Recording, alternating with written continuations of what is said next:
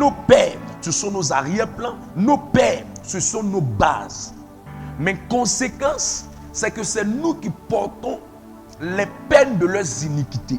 Donc quelqu'un peut voir des peines liées à ses iniquités, mais il ne sait pas que les peines liées à ses iniquités viennent de ses origines, viennent de ses fondements. Donc lorsqu'on est en train de parler du sujet de fondement, on est en train de parler des choses qui se sont passées alors même que tu n'étais pas présent, mais qui ont eu de l'influence, de l'impact négativement sur toi. Deuxième texte, Jean le chapitre 1 verset 3. Tu me diras c'est l'Ancien Testament, mais allons maintenant vers le Nouveau Testament, en présence même du Maître Jésus-Christ. Jean le chapitre 9 verset 1 à 3. Jean le chapitre 9 verset 1 à 3. Jean le chapitre 9 verset 1 à 3. Jean le chapitre 9 verset 1 à 3. Beaucoup de gens sont permanemment en train de se poser les questions. Mais est-ce que c'est nécessaire de parler de fondation? Est-ce que c'est nécessaire de parler de fondement? Est-ce que c'est nécessaire de toucher ces réalités? Oui, c'est nécessaire de toucher ces réalités. Parce que le plus grand problème en matière de délivrance, en matière de libération, en matière de restauration, en matière de visitation, le plus grand problème, c'est le problème de fondement. C'est le problème de fondement. Jean le chapitre 9, bon, je prends ma Bible. Labrado Shaba Anda Labradi Andi Andamana. Jean le chapitre 9, verset 1. Jésus vit en passant un aveugle de naissance. Maître lui demandait ses disciples, est-ce que cet homme a péché ou ses parents pour qu'il soit né? Pour qu'il soit né. Donc, les disciples savaient qu'un homme n'est que le reflet de ses origines, ou il est le reflet des mauvaises actions qu'il a posées lui-même. Donc, quand ils ont vu cet homme né aveugle, ils disent, il y a deux cas. Le premier cas, c'est que cet homme, le péché qu'il a mis dans cette situation, cet homme, ce sont ses origines qui ont influencé sa vie. Parce qu'il savait que depuis l'ancienne alliance, l'homme n'est que le reflet de ses origines. L'homme n'est que le résultat de ses sources. L'homme n'est que le produit de ses fondements. C'est pourquoi ils disent à Jésus, le monsieur qu'on voit, qui est né aveugle, dont la situation ne change pas, le vrai problème qu'il a, c'est que soit ça vient du péché qu'il a posé, ou soit ça vient de ses parents. Parce que toi, Dieu, tu ne peux pas créer quelqu'un et il va naître aveugle. Tu ne peux pas créer quelqu'un et il va naître malheureux. Tu ne peux pas créer quelqu'un et il va naître et il ne peut pas se marier. Tu ne peux pas créer quelqu'un et il va naître et il ne peut pas avancer. Tu ne peux pas créer quelqu'un, il va naître et il n'y a pas de gloire. Tu es Dieu, tu aimes tes enfants au même titre que tout le monde. Tu ne peux pas le malheur de ceux que toi-même tu as mis en existence.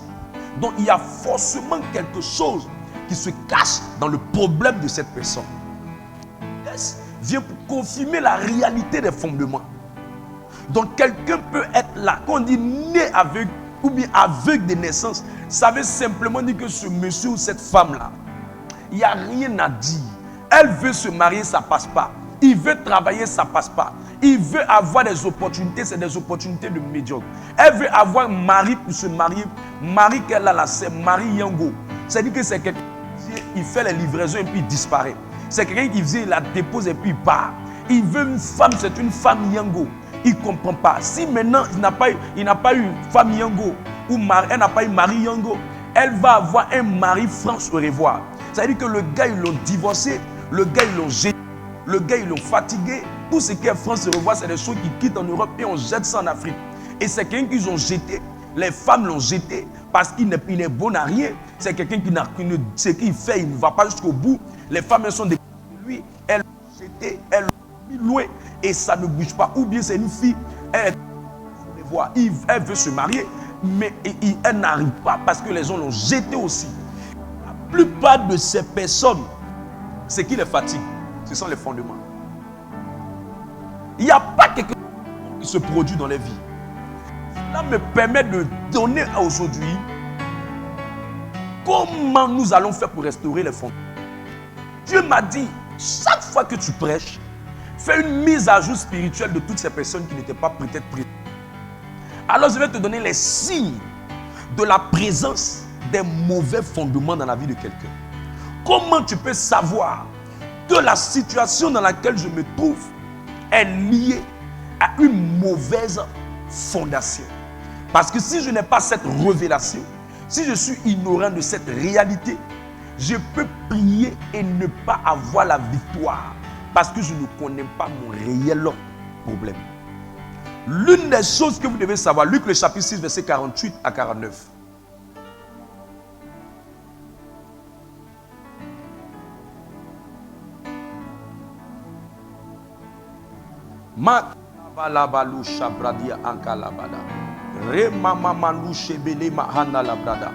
Asseyez-vous bien, cette série de messages là, je vous dis la vérité, ça va bénir votre vie. Vous allez me dire merci à la gloire du nom de Jésus. Luc le chapitre 6 verset 48, il dit, il est semblable à un homme qui bâtissant une maison a creusé profondément. Creuser. La Bible ne dit pas les mots comme ça. Creuser profondément. Et a posé le fondement sur le roc. Une inondation est venue. Le torrent s'est jeté contre cette maison sans pouvoir l'ébranler parce qu'elle était bien bâtie. Verset 49. Mais celui qui entend la parole et n'a même pas en pratique est semblable à un homme qui a bâti une maison sur le sable, sans fondement. Le torrent s'est jeté contre la maison, contre elle. Aussitôt elle est tombée, la ruine de cette maison était grande. Tu vas maîtriser ce verset là, parce que ça sera le verset qui va nous faire ce voyage. Tu vas maîtriser ça, mais tu vas connaître pas que dans la version Matthieu, dans la version Luc, dans toutes les versions, tu vas maîtriser ça. Cela nous permet de comprendre quoi? Il dit qu'elle était, aussitôt elle est tombée et la ruine de cette maison était grande. Cela nous permet de dire quoi? L'un des signes ou l'une des manières de constater que toi là il y a un mauvais fondement dans ta vie, c'est que tu es maître dans l'art de rétrograder. Tu es maître dans l'art de la rétrogradation. Mais homme de Dieu, qu'est-ce que ça veut dire? Ça veut dire que toi, le premier signe que tu vas remarquer dans ta vie, à un moment tu es en feu, après tu relâches. Tu es dans un cycle spirituel où tu abandonnes le Seigneur à un moment donné. Ta vie chrétienne n'a jamais été une vie chrétienne qu'on peut appeler une vie chrétienne stable. Même dans ta vie professionnelle, ce n'est pas stable. Dans tout ce que tu fais, il y a un problème de stabilité. Les choses commencent et après se détruisent. Tu retournes toujours en arrière à tes vomissures, à tes vomissements, à tes anciennes habitudes. À un moment, tu es zélé dans ton affaire et après, tu es découragé. Tu es découragé comme patate pourrie. Tu es découragé. On ne te comprend plus. On ne sait plus. T'arrives. Qu'est-ce qui ne va pas avec toi? Tu es une personne qui agit et après, dans ta détermination, on se rend compte qu'à un moment donné, tu commences à refroidir dans ta vie. Tu es une personne dont la vie spirituelle et physique est en dents de scie. Ça monte, après ça descend. Il évangélise, après il abandonne, après il fait, après il ne fait plus. Tout est pareil dans ta vie. Même quand tu t'en vas travailler quelque part, on ne comprend pas pourquoi tu veux quitter le travail. Si ce n'est pas qu'on t'a injecté du travail, c'est toi-même qui t'es injecté du travail. On ne comprend pas. Ta vie est en replay. C'est une vie où on met play, on met replay. Play, on met replay. Play, on met replay. Play, on met replay. Tu ne comprends pas. Tu as l'impression que tout dans ta vie, c'est le même problème. Premier signe, c'est ce que tu vas constater. Deuxième signe, c'est que tu seras une personne qui est victime du perpétuel recommencement. Conséquence spirituelle, victime du perpétuel recommencement. Proverbe 14, verset 12. Est-ce que vous pouvez pousser le direct? On doit toucher le maximum de personnes. Shabalabalabalabala. Que les victorieux s'asseyent bien. Proverbe 14, verset 12. Telle voie paraît droite à un homme, mais son issue, c'est la voie de la mort. Telle voie paraît droite. Tout est droit. La relation est droite. Mais l'issue, ça veut dire la finalité. L'issue, ça veut dire la fin. L'issue, ça veut dire la sortie. L'issue, ça veut dire l'aboutissement. L'issue, ça veut dire l'accomplissement. À la fin, là, ça meurt. À la fin, là, ça échoue. À la fin, là, ça se détruit. Et la personne qui avait commencé dans une bonne voie, dans une voie qui était droite, dans une voie qui était linéaire, tout s'est effondré. Et c'est la conséquence d'un perpétuel. Proverbe le chapitre 20, verset 21 parle de ça encore. Dans un autre sens. Proverbe 20, 21. Un héritage promptement acquis dès l'origine ne sera pas béni quand viendra la fin. Ça veut dire que si l'héritage là, dès l'origine, ça a été acquis avec précipitation, il y a eu un mauvais fondement dans l'origine. On dit la fin là, ça va finir par échouer. Comme ça, on dit ça ne sera pas béni quand viendra la fin. Ça ne va pas aboutir, ça n'ira nulle part. Et ça, c'est le signe. Le deuxième signe qu'il y a un mauvais perpétuel recommencement. Le troisième signe qu'il y a un mauvais fondement dans la vie de quelqu'un, vous allez remarquer que la personne a tout pour réussir. Tout pour réussir. Potentiel, courage, beauté, zèle. Quand on le voit, on dit waouh, il est intelligent, il est impeccable, il est ceci. Mais conséquence, sa vie tourne en rond. Rien ne marche dans sa vie. Elle est belle, il est intelligent, mais rien, sa vie tourne en rond. Il est permanemment en train. On a l'impression que coefficient potentiel n'a rien à voir avec coefficient résultat. Quand on regarde, on dit waouh, il y a ses diplômes, il y a ses avoirs. C'est qu'il y a quelque chose qui réclame cette personne. Quatrième conséquence pour aller plus vite, parce qu'aujourd'hui je vais tout faire pour te donner la révélation. Est-ce qu'on peut pousser ce direct? Est-ce qu'on peut pousser ce direct? Est-ce qu'on peut pousser ce direct? Kabalabalaba, Yando Shebre et Kabalima Undal. Seigneur, fais grâce à toute personne qui m'écoute. Fais grâce à toute personne qui m'écoute. Fais grâce à toute personne qui m'écoute. Le cinquième signe qu'il y a un mauvais fondement. Quand ta vie est battue sur un mauvais fondement, ta vie est difficile. Ta vie est difficile. Là où c'est facile pour les autres, pour toi là c'est lutte, c'est guerre, c'est combat, c'est guerre. Les choses ordinaires, les choses simples, le minimum. Pour toi là, c'est la guerre, la lutte, la guerre. Les autres passent. Toi, compliqué. Tu vas avoir l'impression que ça tourne tout la même là. Et les taux se resserrent, le taux se resserre. Les choses deviennent difficiles. Ça commence à se fermer à ton tour. C'est un mauvais fondement qui crée ça. L'autre conséquence, quand tu as des mauvais fondements qui sont dans ta vie, tu seras toujours limité, frustré par les choses de la vie. Et tu vas constater que les hommes même là, ils vont te limiter. Les hommes même là, ils vont te limiter. Les hommes vont te bloquer. Tu passes ici, c'est bloqué. Tu passes là-bas, c'est bloqué. Si ce n'est pas les hommes qui te bloquent, tu entends, telle personne m'a fatigué. Quand ils sont arrivés dans ce travail-là, il y a eu des histoires avec telle personne. Et elle constate que partout où elle va, il y a toujours des gens qui sont permanemment en train de lui faire la guerre, de lui faire des palabres, de lui faire des blocus. Tu passes là-bas, c'est bloqué. Tu passes là. Toute ta vie, c'est une vie de blocus et de blocus. Fais attention. Le com, c'est que tu es le com, c'est que l'autre chose, tu es victime de ce qu'on appelle les lois circonstancielles de la maladie. Ça veut dire que toi, quand les bonnes choses doivent arriver là, c'est là que toi tu tombes malade. Et on t'appelle Madame Maladie, on t'appelle Monsieur Maladie, on t'appelle la femme ou le monsieur qui est permanemment en train de beaucoup. Tu es maladif, tu es malade, des maladies étranges. Des maladies qu'on comprend. C'est même comment ça fait. C'est pas une fois. Et le signe qui va te permettre de savoir que c'est une fondation qui est derrière. Tu vas remarquer que c'est lié à une loi qu'on appelle la loi des saisons. La loi des saisons. Il y a des gens c'est mars, il y a des gens c'est avril, il y a des gens c'est janvier, il y a des gens c'est février, il y a des gens c'est novembre, il y a des gens c'est décembre. C'est lié à des saisons. Après ça, il se porte bien. Comme un poulet qu'on a. Il vole bien. Et puis après, on le remet dans la cage. Après, il se promène, un chien, il se promène bien. Et puis après, on le ramène dans la cage. C'est lié à un cycle de saison. Quand il fait chaud, il y a ceci. Quand il fait froid, il y a ceci. Attends, c'est des maladies.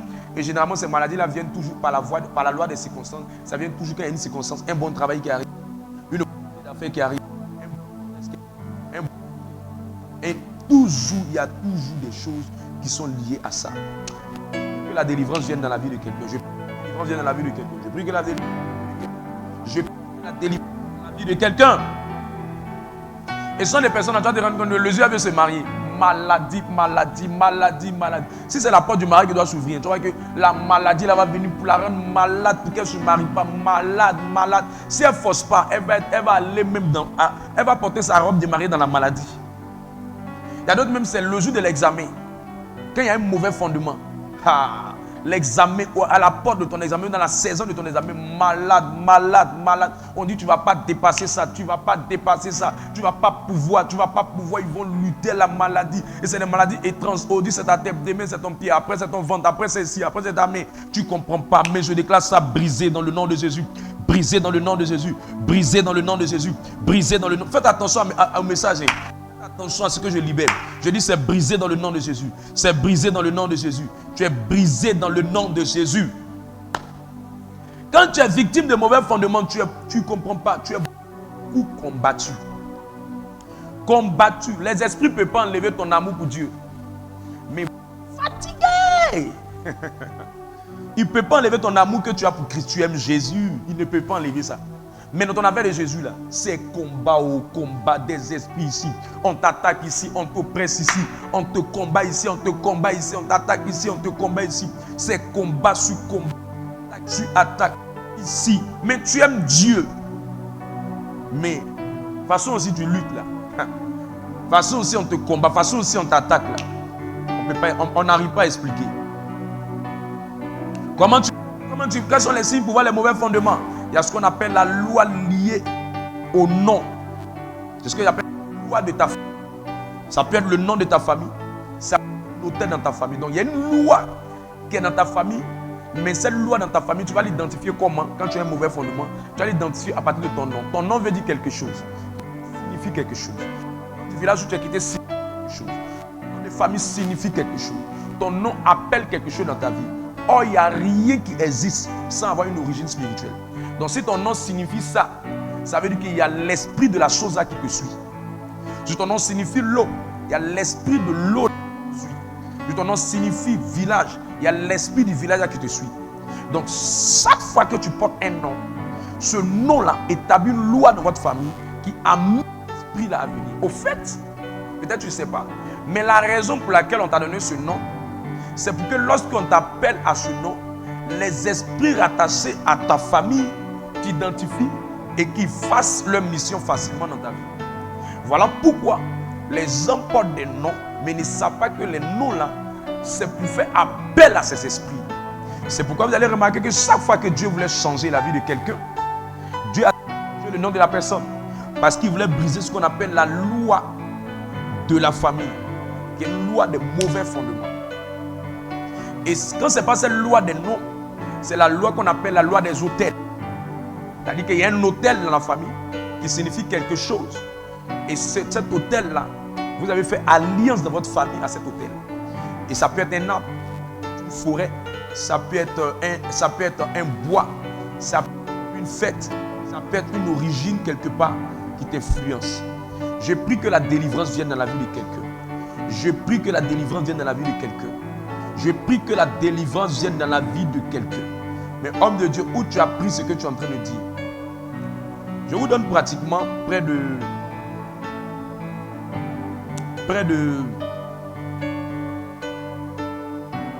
5 lois qui sont les lois pour identifier les mauvais fondements. Je vous dire qu'il y a le message très simple pour toi.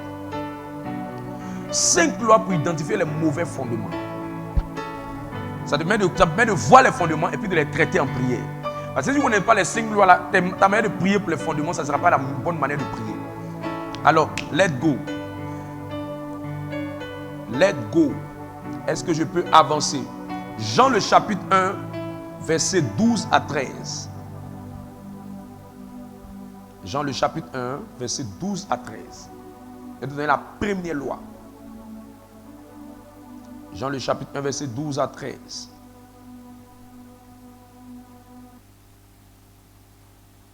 Jean le chapitre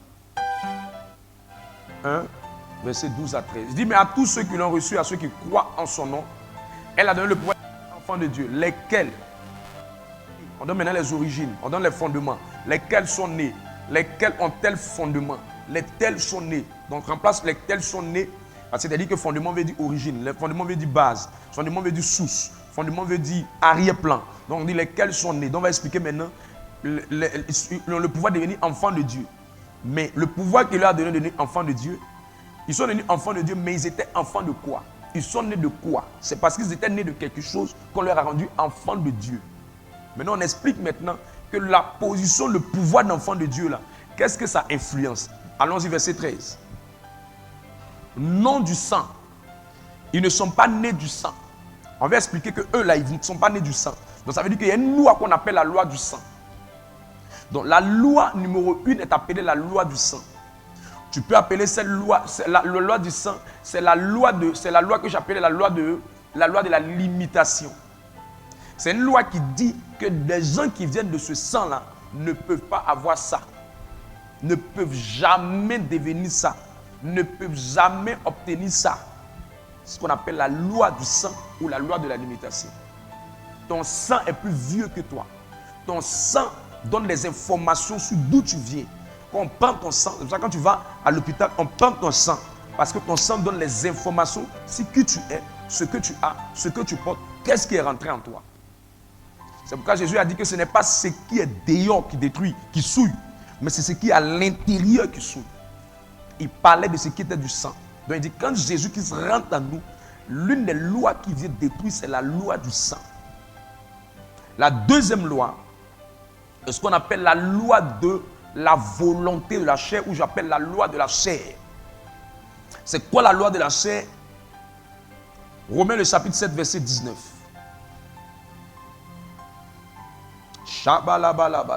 Si on ne t'a pas enseigné ça là bien, je te dis la vérité, tu peux aller te marier puis tu vas divorcer après. Parce que ça te réclame. Ah. Il dit, car je ne fais pas le bien que je veux, mais je fais le mal que je ne veux pas. Je ne fais pas le bien que je veux, mais je fais le mal que je ne veux pas. Maintenant, pourquoi il fait le mal qu'il ne veut pas? Verset 20. Verset 20. Il dit, et si je fais ce que je veux, si je fais ce que je ne veux pas, ce n'est plus moi qui le fais, mais c'est le péché qui habite en moi. Vous voyez, il dit, c'est le péché qui habite en moi. Je vais chercher quelque chose qui va vous aider. Ah, le péché qui habite en moi.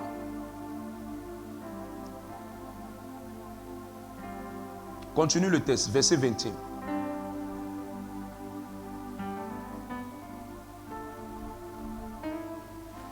Il dit, je trouve donc en moi cette loi. Paul dit, il y avait une loi de la chair. Quand je veux faire le bien, le mal est attaché à moi. C'est la loi de la chair. Elle est appelée la loi du caractère. Donc il y a un comportement en toi. Il y a une manière d'être en toi. Il y a une manière d'agir. Il y a une manière de fonctionner, d'opérer qui vient de cette loi-là. On te parle, mais tu n'entends pas. Tu reproduis les mêmes choses. On dit ne fais pas. Tu dis non, je vais faire. Mais ce n'est pas toi. Il dit quand je veux faire le bien, là, le mal est attaché à moi. Il y a quelque chose qui me pousse à faire. Verset 22. Il dit car je prends plaisir à la loi de Dieu selon l'homme intérieur. Verset 22. Ah, makabalabalabaya.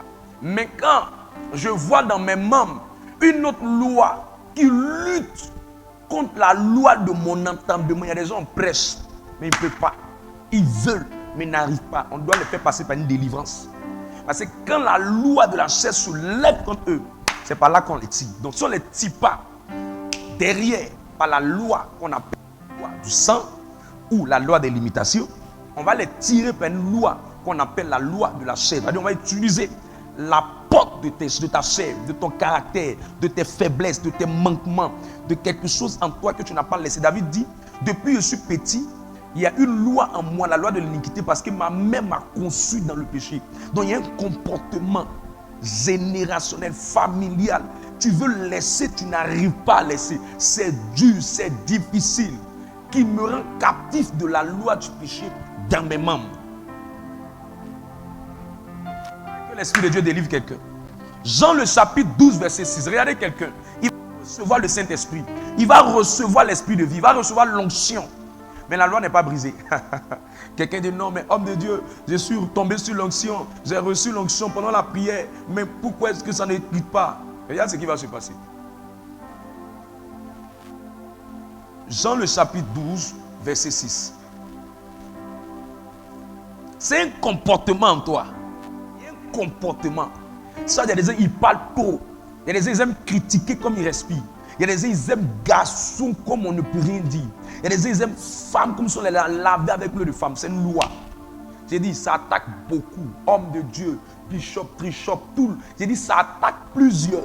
Parce qu'ils ne comprennent pas. Regardez un homme qui était avec Jésus. Reçu le Saint-Esprit.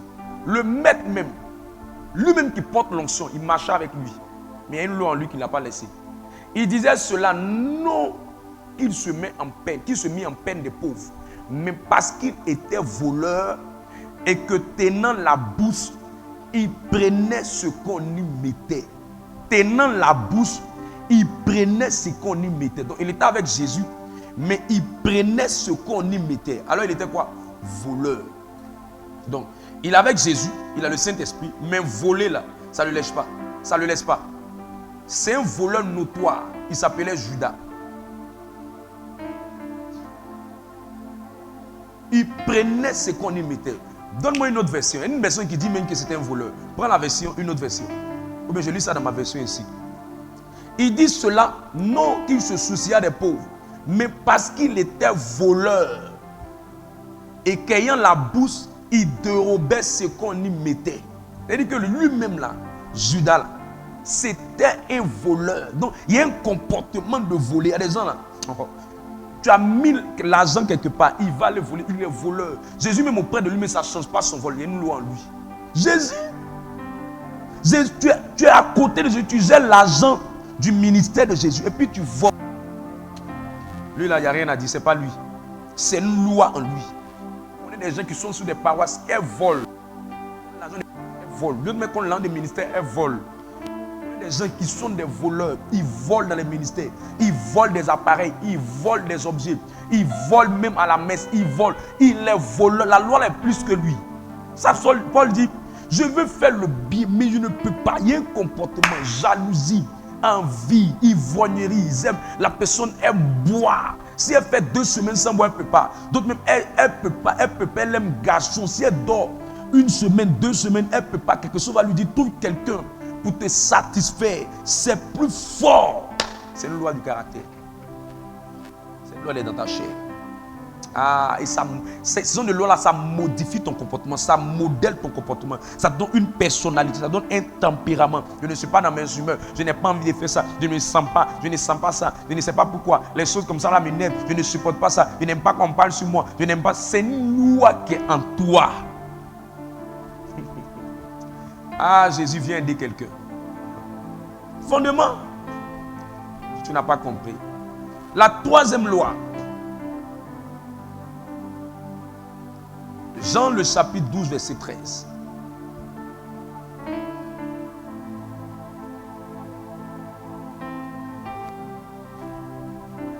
Jean le chapitre 1 plutôt. C'est moi je t'ai trompé. Jean le chapitre 1, verset 13. Note les points que je suis en train de noter là. Dans le chat, notez là. Laissez ceux qui sont en train de se déconnecter. Ils vont me chercher. Laissez-les. Ils vont me chercher. Ils vont me chercher. Non la loi du sang, non la volonté de la chair, ni la volonté de l'homme.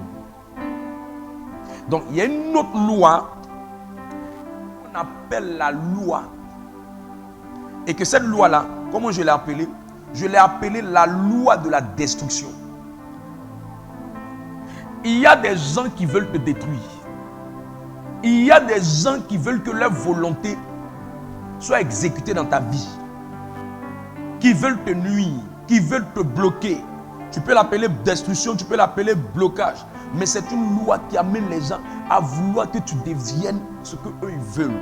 Ils veulent mettre ta vie dans un cercle. La prochaine loi s'appelle la loi de la réclamation ou de la perte. Luc 22, verset 31 à 32. Ce sont ces lois-là, des réclamations-là qui font qu'elle gagne un enfant. La grossesse vient, elle a un retard, ça tue la grossesse. Elle a une grossesse, ça tue la grossesse. Elle a une grossesse, ça tue la grossesse. Les fausses couches, les morts prématurés, les morts nés, quoi encore. Des enfants qui à un moment donné, ils viennent, et puis après la grossesse, 1 mois, 2 mois, 3 mois, 4 mois, au fur et à mesure, ça disparaît, ou bien ça meurt, ou bien ça n'existe plus. C'est cette loi-là qui fait ça. Simon, Satan vous a réclamé pour vous cribler comme le froment. Le froment. Moi, je ne sais pas comment les gens font pour s'appeler Simon encore en ce moment. Je ne sais pas comment ils font. Je ne sais pas où ils trouvent ça. La plupart des gens qui s'appellent Simon, ça s'arrange pour qu'ils mettent pied à côté. Parce que ça veut dire instable, ça veut dire roseau, ça veut dire cassable, vacillant, sans solidité. Et toi, tu portes ce nom-là. Courage, courage. Satan vous a réclamé. Satan vous a réclamé. Réclamer veut dire vous a mis en arrière. Il vous a fait perdre tout ce que vous avez fait. Donc cette loi s'appelle la loi de la réclamation. Elle réclame quelqu'un. Elle réclame quelqu'un. Elle va te ramener toujours en arrière, à la case de départ, à tes origines. La prochaine loi, c'est ce qu'on appelle la loi du village. Marc 8. Versets 22 à 26. La loi du village. Jésus s'est rendu à Bethsaïda et on amena Jésus. On amena vers Jésus un aveugle qu'on le pria de le toucher. Verset 23. Il prit l'aveugle par la main et le conduisit hors de village. Il lui prit les mains, il lui mit de la salive sur les yeux, lui imposa les mains et lui demanda s'il voyait quelque chose. Verset 24. Il regardait et il dit, j'aperçois les hommes, mais j'en aperçois comme des arbres qui marchent. Jésus prie pour toi, quand tu vois arbre. Ça veut dire que lui-même il était au village. C'est dans le village on voit arbre. Ça veut dire que lui-même il est en ville, mais son esprit au village. Sa guérison encore au village. C'est pour ça qu'il voyait le village.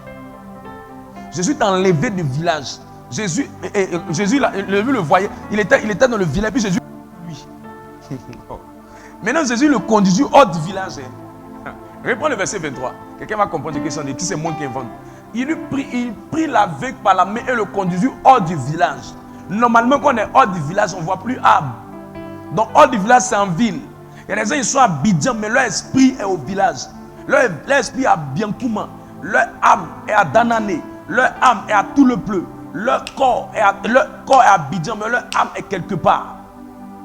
C'est pour ça que David a dit dans le psaume 142, verset 8, David dit, retire mon âme de la prison de la mort. Ça veut dire que tu peux être en ville, mais ton âme est prisonnière quelque part. Voilà pourquoi, verset 24, Jésus prie pour lui.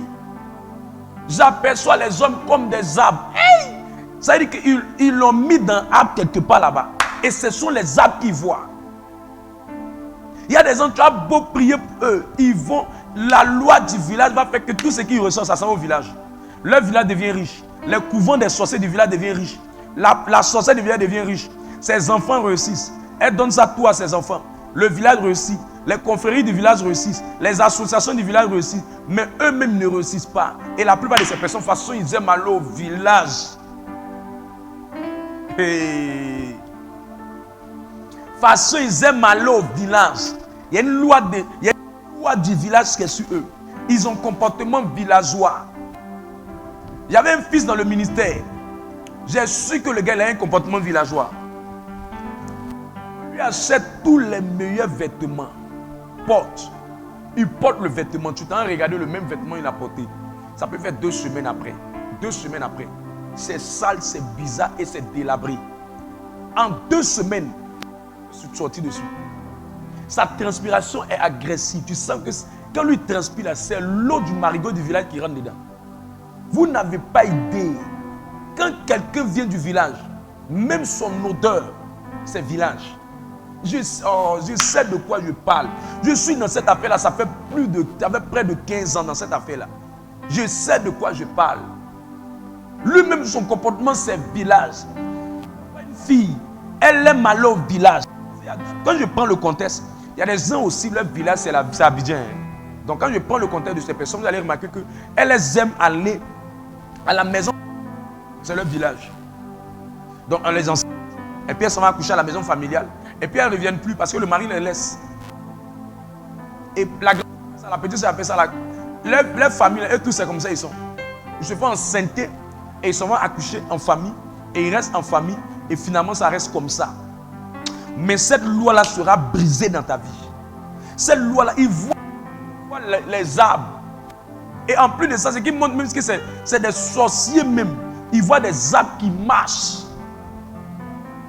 S'ils voient arbre seulement, on va dire, bon, peut-être que son esprit est là-bas, puis bon, ils ne sont pas assis sur lui. Mais il est là-bas, puis il les voit, ils sont en train de marcher. C'est-à-dire qu'ils sont dans ses yeux, dans son esprit, dans son âme. Jésus, verset 25. Et la plupart de ces personnes, quand ils font des rêves, ils vont se retrouver toujours au village. Ils vont se retrouver toujours à la cour familiale. Ils vont se retrouver toujours chez leur père, dans la maison de leur père, dans la maison de leur mère. Jésus lui mit de nouveau les mains sur les yeux. Et quand l'aveugle regarda fixement, il fut guéri. Et il vit tout distinctement. C'est clair. Verset 26. Jésus le renvoya dans sa maison en disant, ne rentre pas au village. Dans sa maison en disant, ne rentre pas au village. Ça veut dire, pour ne pas retourner à la maison de ton père, à l'esprit du village. Sinon, c'est vrai que j'ai fait, mais elle va activer la loi de la réclamation, qui est la loi que j'ai dit avant. Et finalement, ce qui a été fait là, tu vas réclamer ça et tu vas perdre tout ça. Je refuse ça dans la vie de quelqu'un dans le nom de Jésus-Christ. Je refuse ça dans la vie de quelqu'un dans le nom de Jésus-Christ. Je refuse ça dans la vie de quelqu'un dans le nom de Jésus. La dernière loi, c'est la loi de la mort. Ils ne comprennent pas pourquoi leur vie, mais l'esprit de mort, ils n'accomplissent rien. C'est cette loi-là qui permet aux gens de vivre ce qu'on appelle le non-aboutissement. Une vie inachevée. Un projet inachevé. Rien n'aboutit, rien ne s'achève. Prends ces lois-là et puis fais de ça un temps de prière. Je vous explique, quand les lois-là sont activées sur toi, elles vont attirer quelque chose dans ta vie. Matthieu le chapitre 15, verset 11. Traiter, être restauré, expérimenter la restauration. Comment traiter et expérimenter la restauration? Il dit, ce n'est pas ce qui entre dans la bouche qui souille l'homme, mais c'est ce qui sort de la bouche qui le souille. Donc, qu'est-ce qui est en toi? La question que je dois te poser, qu'est-ce qu'il y a en toi qui attire toujours les problèmes? Tu rencontres un homme, toi à ton tour là, il ne peut pas te marier. Dès qu'il te laisse se marier quelqu'un, il y a quelque chose en toi qui est le problème. Tu étais avec une soeur, tu dis elle n'est pas bien. Dès qu'elle n'est plus avec toi, elle rencontre quelqu'un, elle se marie. Il y a quelque chose en toi qui n'est pas bon. Il y a quelqu'un qui doit le mettre dans son projet. Le projet marchait bien. Quand lui est venu, oh, t'as mis la poisse. Il n'a rien copié. Il y a quelque chose en lui. Le projet a commencé à capoter. Ça ne marche pas. C'est bizarre. C'est bizarre. Je vous dis la vérité. Elle est rentrée dans le mariage. La musique passait bien. Dès qu'elle est rentrée dans le mariage, elle ne comprend pas. La musique passe plus. Les appareils ont commencé à tous à se gâter. Frère, ça fait rien. Mais il y a des gens qui sont victimes de ça. Le monsieur, sa vie allait tranquillement. La fille est rentrée dans sa vie. Tout s'est gâté. Rien ne marche.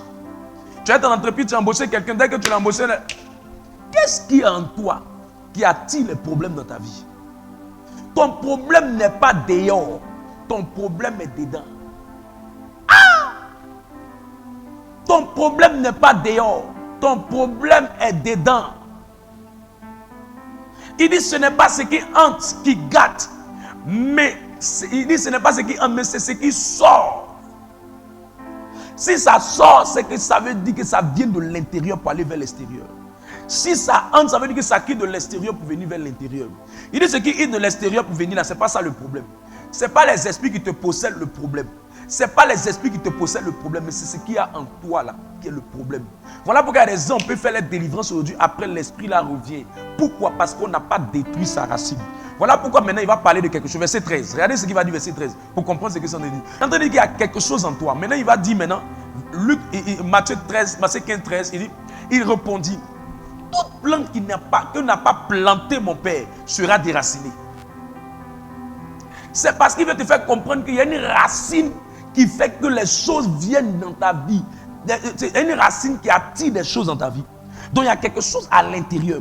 Il y a une racine, il y a une fondation qui attire. Donc tu peux avoir l'opportunité de travail. Regardez quelque chose. Allons vers le verset 11.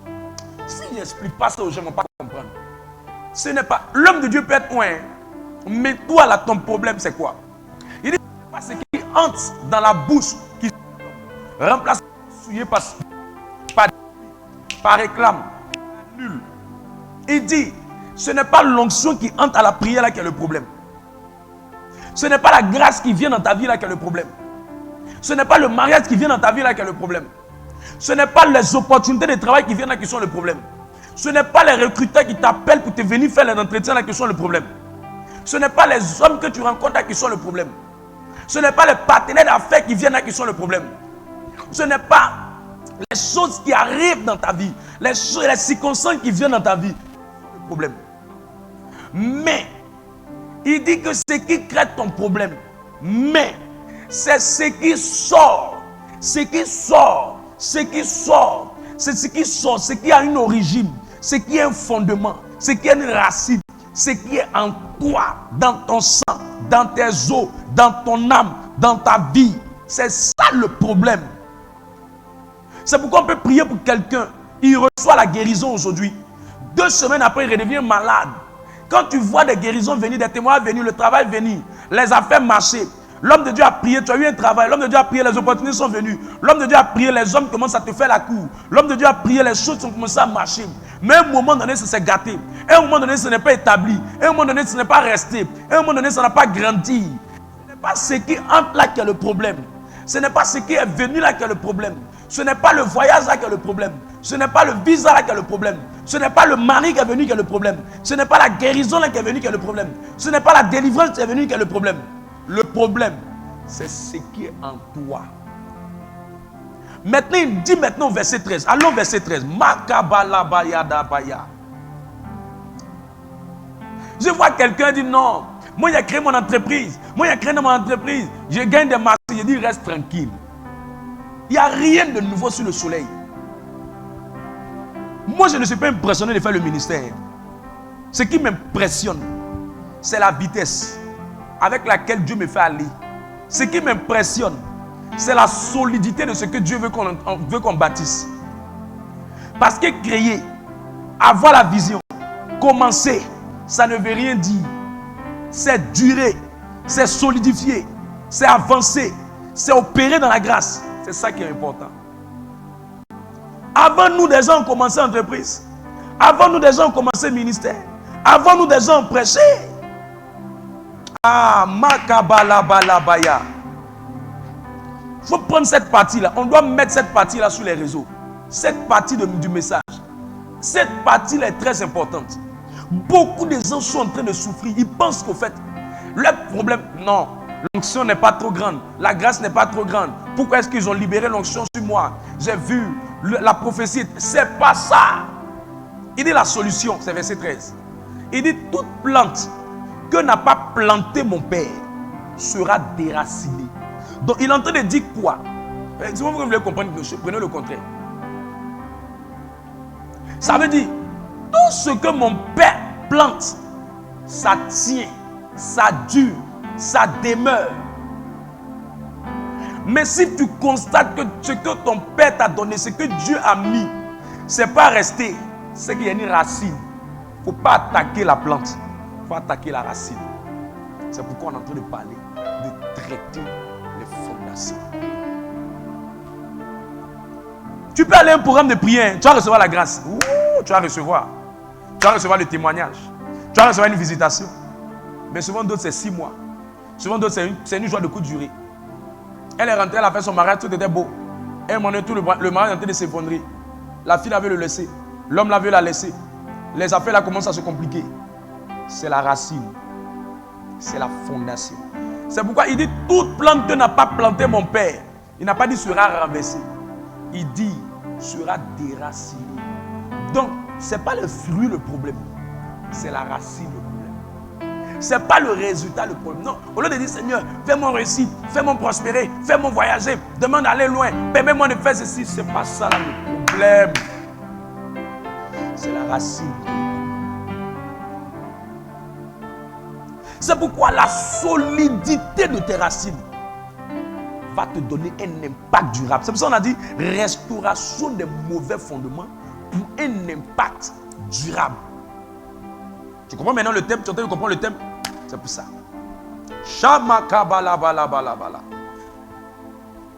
Jean 14, 30. Jésus va parler. Jésus va parler. Jésus va parler, oh Jésus va parler.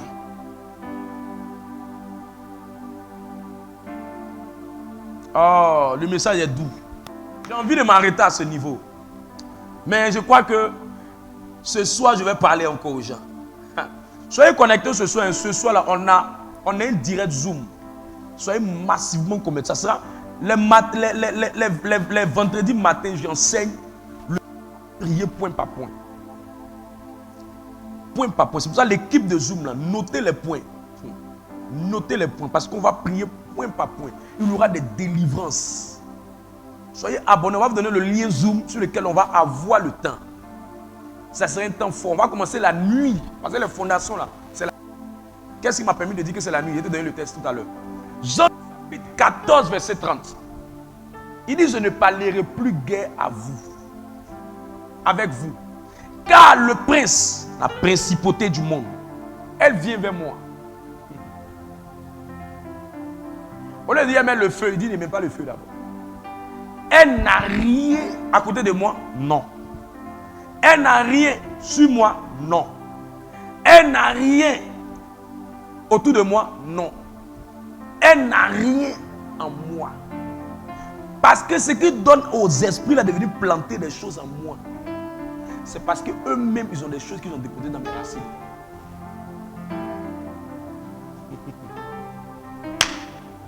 Donc tu seras en train de dire, mais il faut que je sois toujours avec l'homme de Dieu. Parce que son onction va faire que ça va, ils vont fuir. Ils auront peur de l'onction.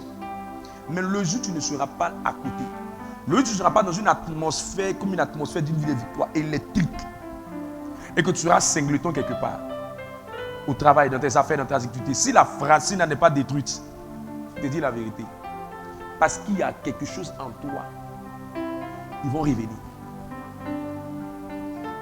Et ils vont gâter.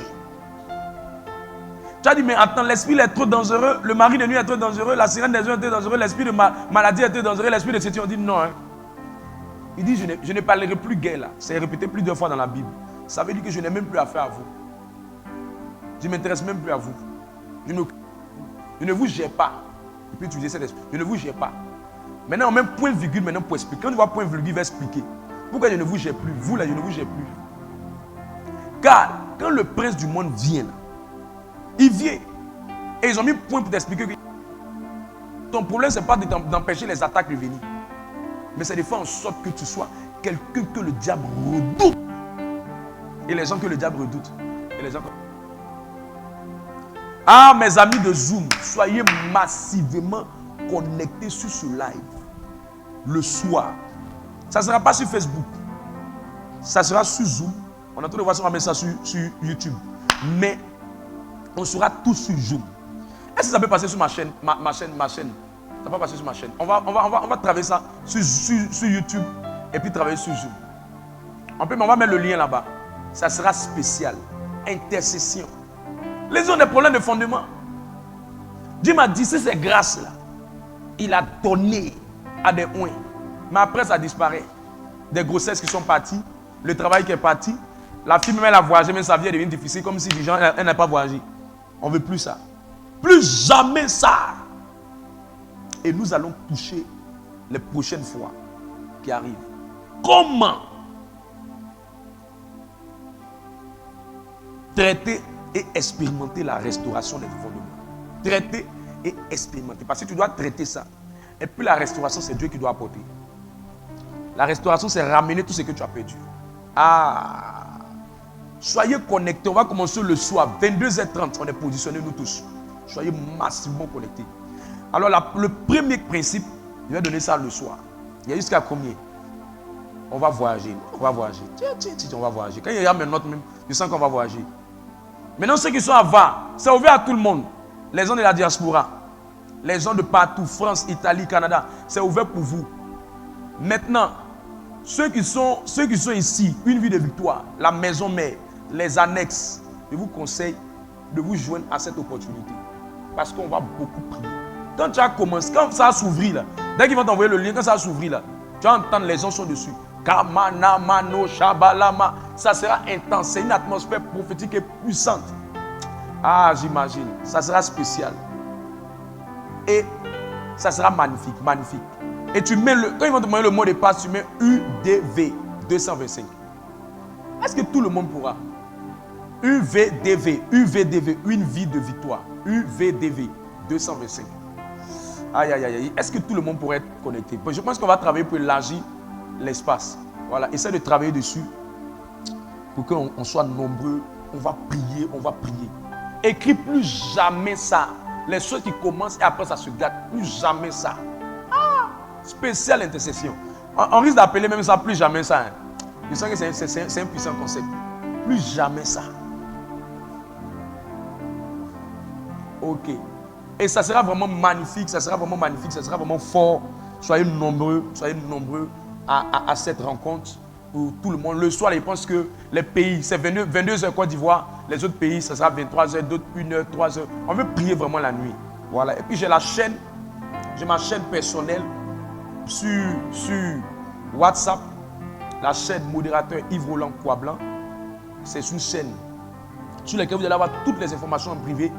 Et je risque même souvent de faire des déclarations matinales où j'ai parlé en langue makabala. Mais temps de prière personnelle, on enregistre, on met ça dessus. Vous allez recevoir un feu. Ça sera fort et puissant. Soyez nombreux à vous connecter. Je vous aime et on se donne rendez-vous à très bientôt.